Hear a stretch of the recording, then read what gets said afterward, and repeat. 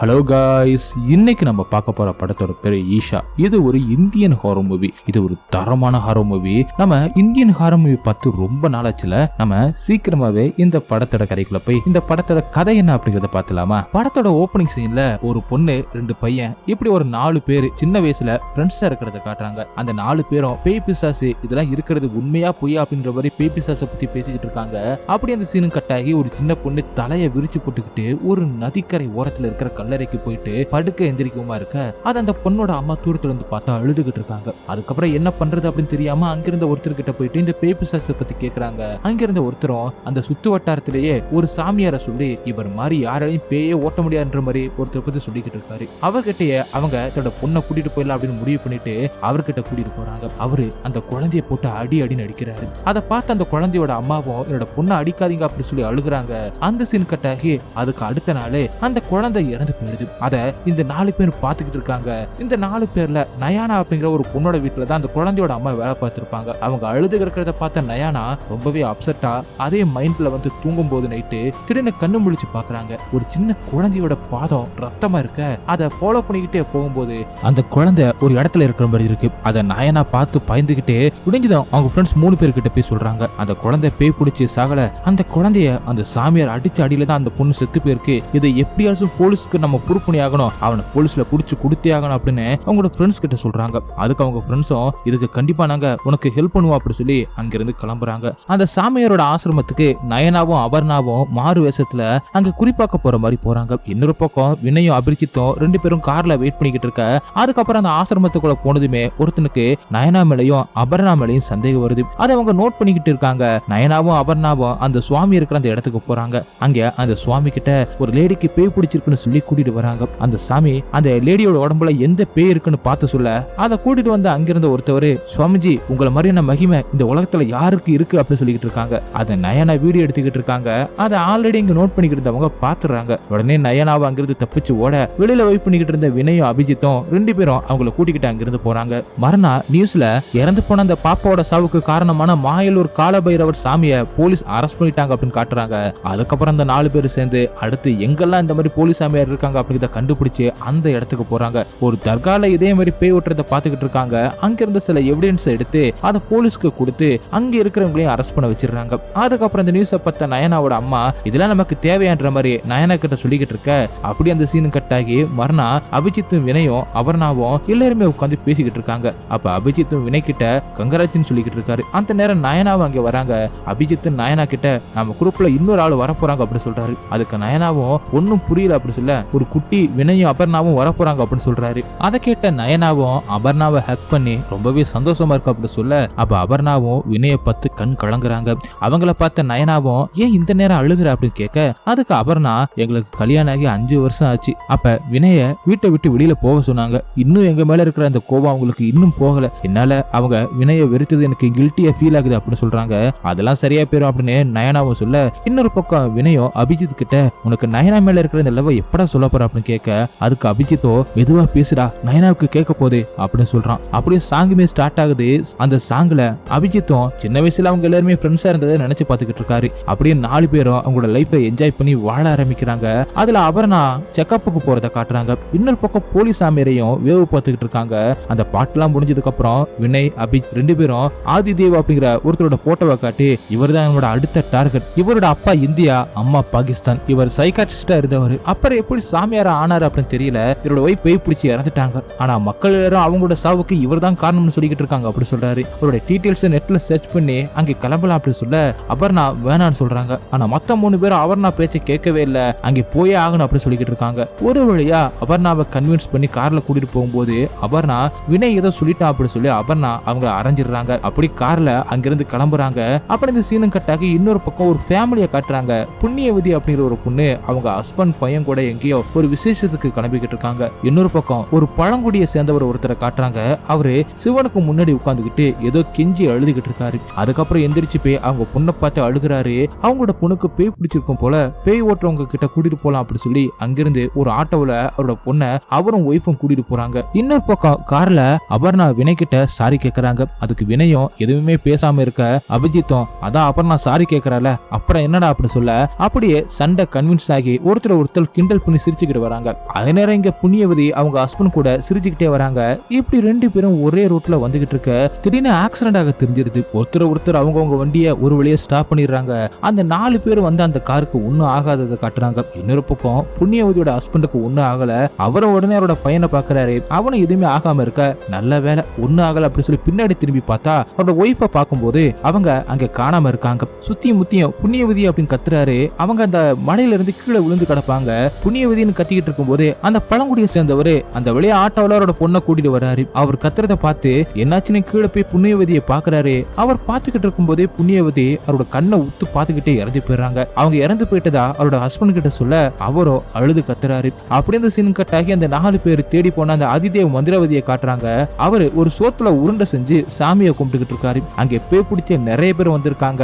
அதுல அந்த பழங்குடியை சேர்ந்தவரும் வந்திருக்காரு. அதிதேவ் எல்லாருமே பார்த்துக்கிட்டு இருக்காரு. ஒவ்வொருத்தவரா அந்த உருண்டையை கொடுத்து யாருக்கு என்ன பிரச்சனை அப்படி சொல்லிட்டு அந்த பழங்குடியை சேர்ந்தவரோட பொண்ணுக்கு என்ன பிரச்சனை அப்படி சொல்லிக்கிட்டு இருக்காரு. இது எல்லாத்தையுமே இந்த 4 பேர் தூரமா நின்று பார்த்துக்கிட்டு இருக்காங்க. அதிதேவ் சொல்லி முடிச்சதும் அந்த பழங்குடியை சேர்ந்தவரு சரின்னு வீட்டுக்கு போக திரும்பும் போது அந்த 4 பேரை பார்த்துட்டு ரொம்பவே ஆக்ரோஷமா அங்கிருந்து ஓடி போறாரு. அவர் போறத பார்த்த ஆதிதேவும் அவருக்கு பின்னாடியே ஓடி போயிட்டு அவரோட முகத்துல துணியை குத்தி அங்கிருந்து கூட்டிட்டு வராரு. அதுக்கப்புறம் அங்கிருந்த 4 பேர்கிட்ட நீங்க யாரு எதுக்காக இங்க வந்திருக்கீங்க அப்படின்னு கேட்க நீங்க சைக்காட்ரிஸ்ட் ஆதிதேவ் தானே, உங்களை பத்தி எல்லாமே எங்களுக்கு தெரியும், சாமியார்ன்ற பேர்ல நீங்க ஊரை ஏமாத்திட்டு இருக்கீங்கன்னு எங்களுக்கு தெரியும் அப்படி சொல்றாரு. அப்படின்னா நான் சொல்ற வீட்டுல நீங்க 3 நாள் ஸ்டே பண்ணுங்க, நீங்க சொல்றதெல்லாம் உண்மைன்னு நான் நம்புறேன் அப்படின்னு சொல்றாரு. அதுக்கு அந்த 4 பேருமே சரின்னு சொல்லிடுறாங்க. அப்படியே அங்கிருந்து எல்லாருமே ஆதிதேவ் சொன்ன அந்த வீட்டுக்கு போறாங்க.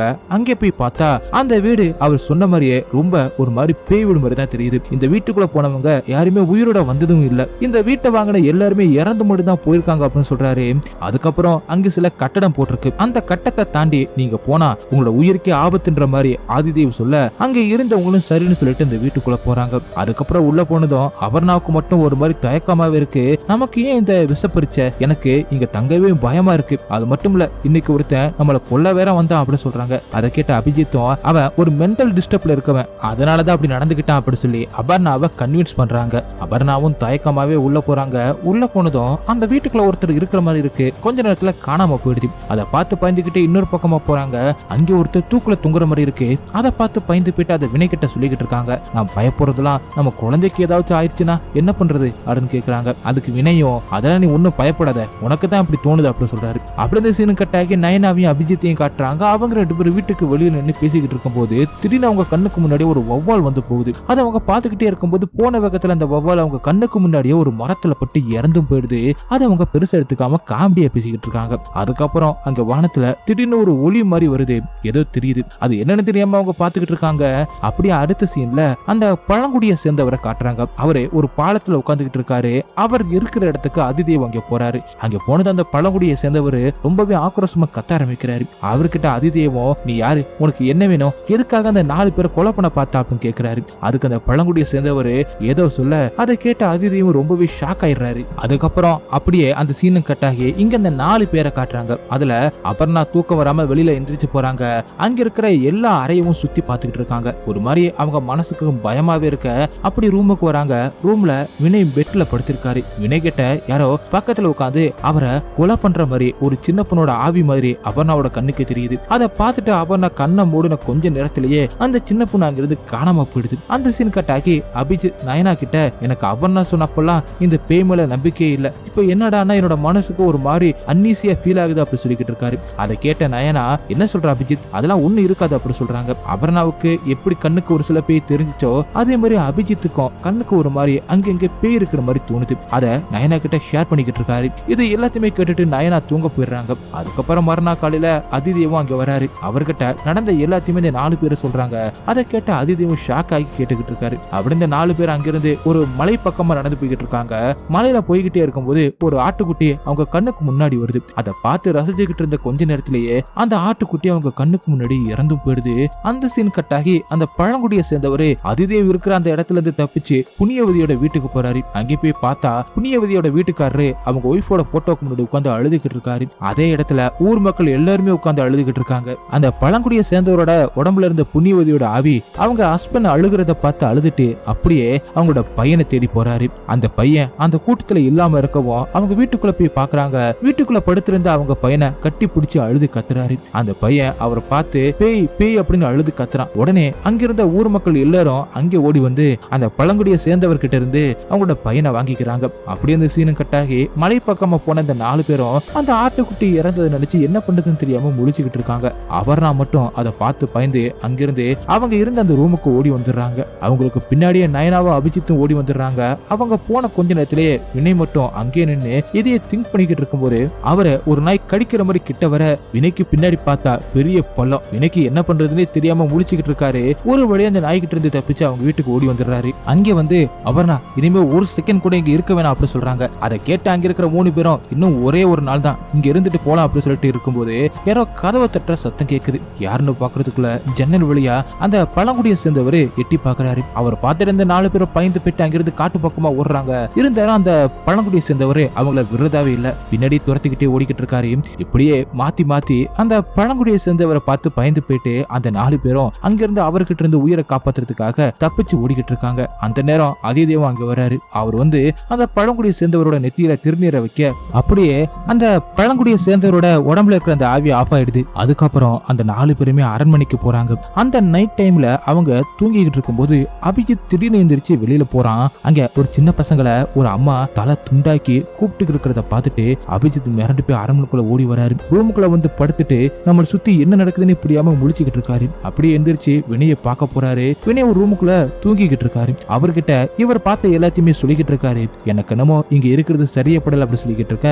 இன்னொரு பக்கம் அதிதேவோ 4 பேரை வச்சு இந்த மாதிரி அவங்களோட திங்ஸை வச்சு ஒரு 4 குழிய தோண்டி அதுல ஏதோ கட்டமா போட்டிருக்கு. அதுல அவங்களோட திங்ஸை போட்டுட்டு ஏதோ மந்திரத்தை சொல்லி பேசிக்கிட்டு இருக்காரு. அப்படி இந்த சீனும் கட்டாகி இன்னொரு பக்கம் அபிஜித் வினய் 2 பேரும் அவங்களோட லைஃபை பத்தி பேசிக்கிட்டு இருக்காங்க. வினய் அபிஜித் கிட்ட நீ உன்னோட காதல நைனா கிட்ட சொல்லிடு அப்படி சொல்றாரு. அப்படியே அங்கிருந்து ஒருத்தர் ஹக் பண்ணிட்டு போறாங்க. வினய் அபர்ணாவோட ரூமுக்கு போயிட்டு படுத்திருந்த அபர்ணா கிட்ட அவங்களோட தலையை தடவி கொடுத்துட்டு அவங்கள பிரிய போற மாதிரி ஒரு மனசோட அங்கிருந்து எந்திரிச்சு போறாரு. அவர் போன அடுத்த செகண்டே அபர்ணா எந்திரிச்சிடுறாங்க. எந்திரிச்சு பார்க்கும்போது பக்கத்துல வினயை காணாம இருக்கவும் அங்கிருந்து போறாங்க. வினய் அங்க எங்கேயுமே இல்ல. அதனால வினயை கூப்பிட்டுக்கிட்டே போறாங்க.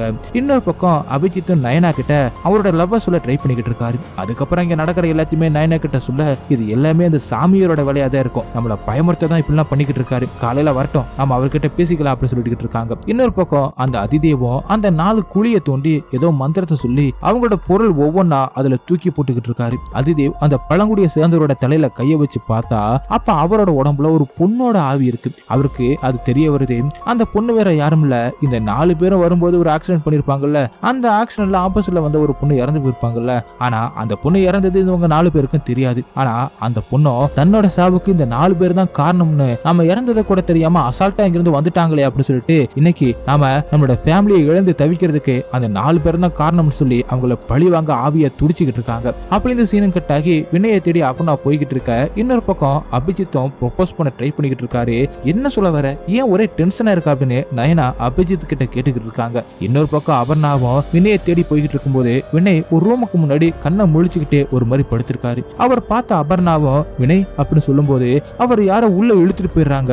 அபர்ணாவும் பின்னாடியே ஓடி போயிட்டு வினய் வினய் அப்படின்னு கூட்டிக்கிட்டே போறாங்க. அங்க கருப்பா ஒரு உருவம் இருக்கு. அதை பார்த்த அபர்ணாவும் ஷாக் ஆகி நயனா அப்படின்னு கத்துறாங்க. இங்க அபிஜித் நயனா கிட்ட ஐ லவ் யூன்னு சொல்ல வாய் எடுத்துட்டு அப்படி சத்தம் கேட்கவும் அங்கே ஓடி வந்துடுறாங்க. அங்கே வந்து அபர்ணா கிட்ட என்னாச்சு, ஏன் இப்படி கத்திக்கிட்டு இருக்கா அப்படின்னு கேட்க இப்ப இங்க அப்படின்னு தயங்கி சொல்லிக்கிட்டு இருக்காங்க. என்ன நடந்துச்சுன்னு தெளிவா சொல்லு அப்படின்னு நயனா கேட்க வினய் யாரோ அந்த ரூமுக்குள்ள இழுத்துட்டு போயிட்டாங்க அப்படின்னு சொல்றாங்க. அதை கேட்ட நயனாவும் உனக்கு எத்தனை தடவை தான் சொல்றது, இது எல்லாமே இந்த சாமியாரோட வேலையா தான் இருக்கும், இதை நினைச்சு நீ ஒன்னும் டென்ஷன் ஆகாத, நீ ஒன்னும் ஒரி பண்ணிக்காத அப்படி சொல்றாங்க. அதை கேட்ட அபர்ணாவும் கோவமா உனக்கு என்ன பைத்தியமா பிடிச்சிருக்கு, நான் என்ன சொல்லிக்கிட்டு இருக்கேன், நீ கொஞ்சம் கூட சீரியஸா இல்லாம பேசிக்கிட்டு இருக்க, என்னோட வினையை யாரோ இழுத்துட்டு போயிட்டாங்க, நான் சொல்றதை நம்ப அப்படி சொல்லிட்டு அபிஜித் கிட்ட ப்ளீஸ் நீயாச்சும் போய் பாரு அப்படி சொல்லி அழுகுறாங்க. அபிஜித்தும் சரின்னு சொல்லிட்டு அவங்க சொன்ன அந்த ரூம் பக்கமா தயங்கி போறாரு.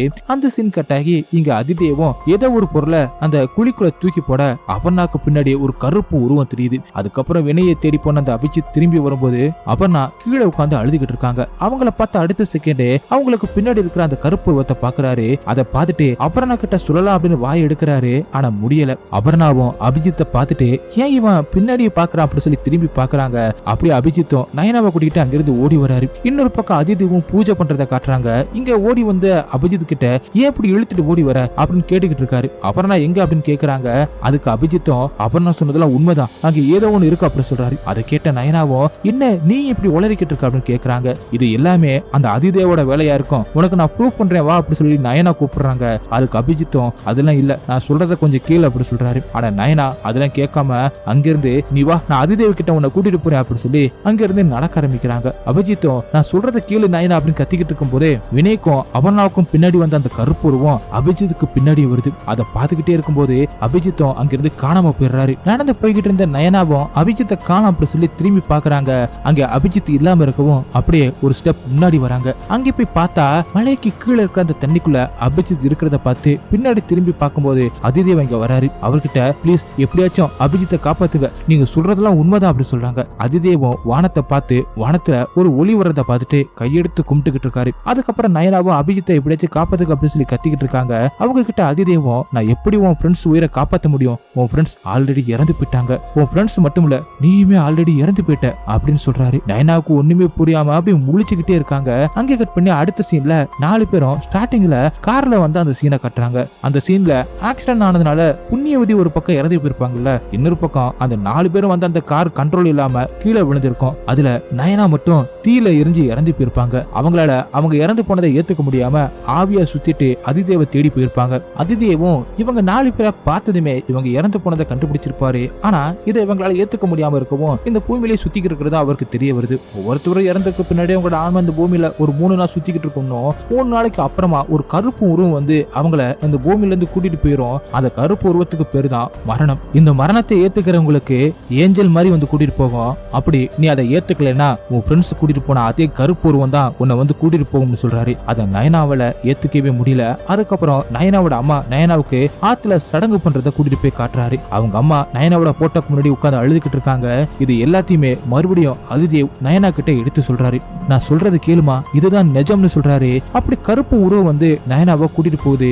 இதோட இந்த படமும் முடியுது. ஓகே கைஸ், இந்த படம் உங்களுக்கு எந்த அளவுக்கு பிடிச்சிருந்துச்சு அப்படின்னு சொல்லிட்டு கமெண்ட்ல சொல்லுங்க. உங்களுக்கு இந்த வீடியோ பிடிச்சிருந்துச்சுன்னா உடனே ஒரு லைக்கை தட்டி விட்டு மறந்துடாம உங்க ஃப்ரெண்ட்ஸ்க்கு ஷேர் பண்ணுங்க. அப்படி நம்ம சேனலை சப்ஸ்கிரைப் பண்ண மறந்துடாதீங்க. நெக்ஸ்ட் வீடியோல மீட் பண்ணலாம். Bye guys.